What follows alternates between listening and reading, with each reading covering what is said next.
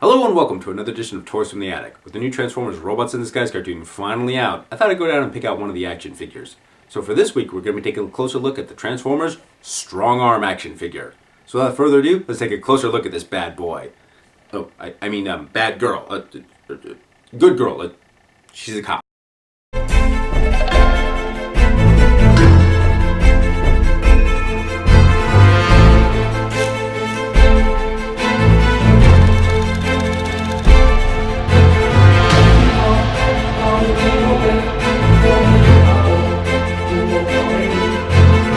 Okay, so here we have Transformers Robots in Disguise Strongarm. Now as far as the box art goes, it's a little bit more simplistic than what we got with the Transformers Prime line. I mean, you got the Transformers brand right here and the little Robots in Disguise logo right here. I do enjoy the actual image of Strongarm up here, a little bit more stylized.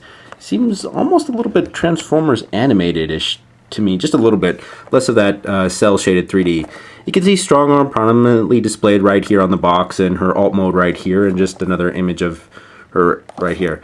Now the back of the box is actually where it gets interesting. Along with showing the actual, well, her in her robot mode and her car mode, they actually printed the instructions right here on the box. I guess that means that we're not going to get a little pamphlet in with her like we're used to with the older Transformers. I'm wondering if that's kind of a cost-saving measure, or I'm not sure what else. They also have here where you can actually download an app and play a game online. However, I don't think I'm really going to want to try that. Well, for one, I don't have a smartphone. There's not much else to the box. I mean, you got a bunch of other warning labels on here and branding logos, but that's about it. So without anything else to say, let's open her up and actually transform. Okay, so here we have Strongarm out of the box. Now, I do like certain points of this figure, but there's a lot of things that I'm also disappointed in.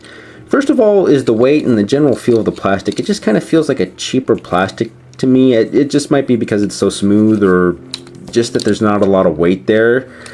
Back a long time ago when I was a little kid, when you actually bought a toy, there was a lot of heft to it with the plastic and everything, and you really felt like you got your money's worth out of it. And considering that she can be 14 to 16, I think I've even seen some as $19. It's almost a $20 action figure here. You figure like, yeah, she doesn't really feel that doesn't have that weight to justify that price tag. I'm also disappointed with a little bit of the paint job on here. I mean, it doesn't really quite match the image that you see right here. I mean, there's some black right in here, and there's white more on her face, but I'm going to forgive that a little bit because I do know that is kind of a pain in the butt to actually just go in there and paint every single figure. Now, as far as her articulation goes, I mean, her legs are actually pretty fine. She has a nice little swivel right here at the thigh, and her knees are okay as well. And I guess you could say there's some ankle articulation right here, but that actually goes more with the transformation. She has a nice elbow swivel, and you can actually bend her elbow right here.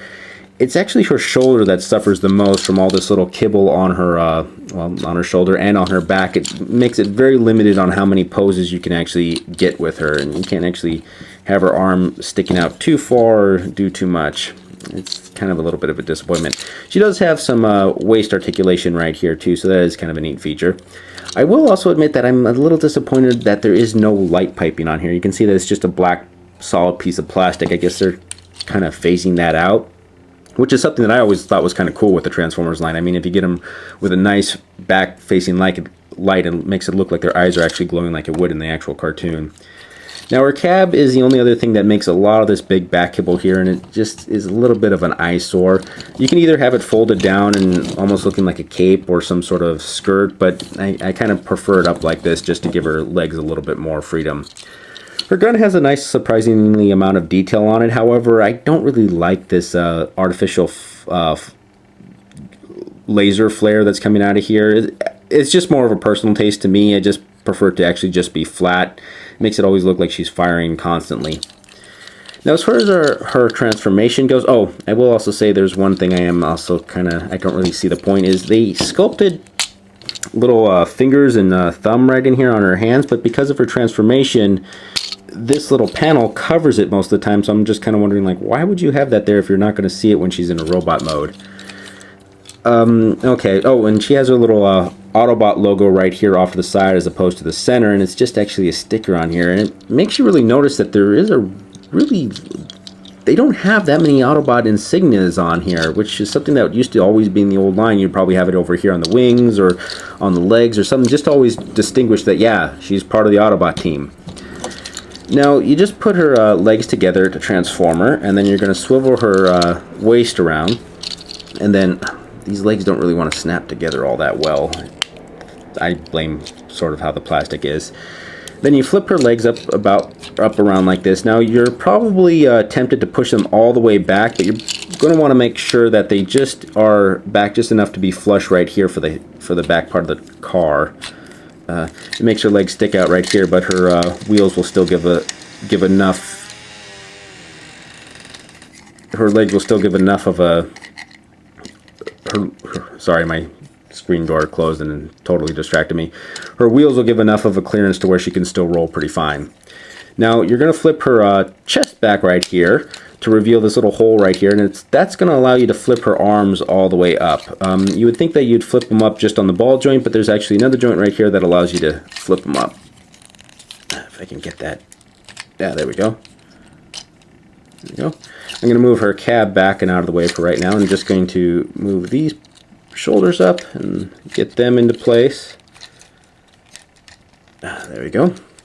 And then I'm going to move the rest of her cab back here. Now you're going to want to slide this part of the cab, these little slots right in the back right here if you can see them.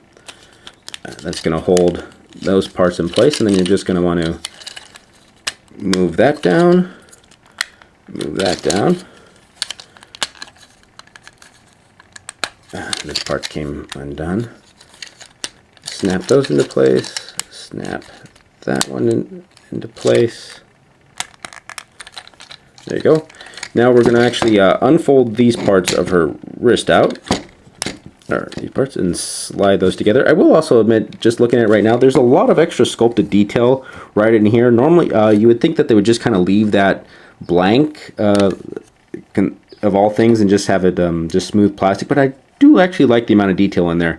It makes it feel like, yeah, there's a little bit more Cybertronian technology even in underneath all the paneling. Anyways, you just fold her arms back up like this. Parts came apart. And then just snap that together, and then you have her in her truck alt mode. Now as far as her gun goes, you can actually just store it up here at the top, so it looks like she's actually, so you can have her fire while she's rolling around, or you can actually store it down here, which is something they don't actually show in the directions, but I'm guessing any smart person or anyone can actually just figure that out. I much prefer storing it back here because it makes it feel like she's actually more of a vehicle or a robot trying to hide in this way. She rolls fairly nicely. However, there is one thing I am concerned with about the wheels. You can kind of see in there that it's just just 3 prongs of plastic actually holding it in place, as opposed to the steel rivet that normally you would get with these with the vehicle modes. In my experience of having all my toys, that's something that could easily be popped off or break over time, and I'm afraid that one of the wheels is going to become missing on these things, depending on how much you play with these. I mean, I'm probably just going to stick it on my shelf and transform it every now and then, but any kid getting this and really putting it through its paces, yeah, these wheels might not hold up over time. Other than that, it's not that bad. I mean, I definitely feel I kind of overpaid for it, but I guess that's just the times we live in right now, where it's the old days of a $5 or even an $8 action figure are long gone. Still, if you like the character and you're starting to love the show, I definitely would say try to track her down and pick her up. Anyways, this has been a look at Transformers Robots in Disguise Strongarm. Once again, thank you for watching. If you enjoyed what you've seen today, please help me out by sharing, liking, or even subscribing. Comments and advice are also appreciated. Who knows, something you suggest may appear on the show in the future.